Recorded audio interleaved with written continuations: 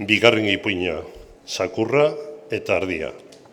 Zakur batek eskatu zion asmo gaiztoz eta gezurrez, ardi gaixo bati ogi zati bat, esanaz, berak lehenago prestatu ziola.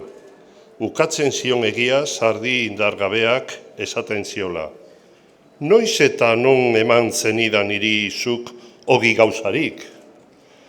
Jaiki zen auzi gogor bat, agertu ziren bata eta bestea agintari baten aurrera, zakurrak esaten du, nik on egingo dut nire sana sineste otsoa, eman behar zaien jende prestu eta dakienekin igaro zena. Agintariak dio, ondo hitz egin duzu zakur herritarra. Zuzendu zen hau isiltzorik bilatzera testigu edo agertzailetzat otsoa, arranoa eta mirua. Horiekin elkar harturik joan zen agintariaren aurrera eta diotza zakurrak.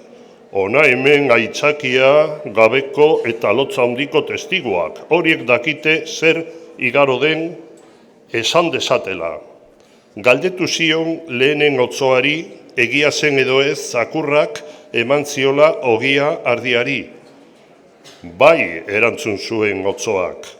Neuk dakit eman ziola aurrez eta prestatzez, gero beste hainbeste bihurtzeko zorrez.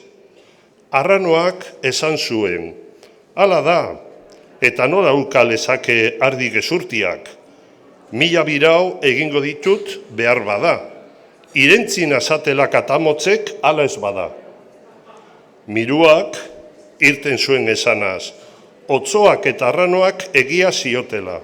Eta berak sekuzala, bere begi argien aurrean prestatu zion zakurrak prestuak ogia ardi zita lukatzen zuenari.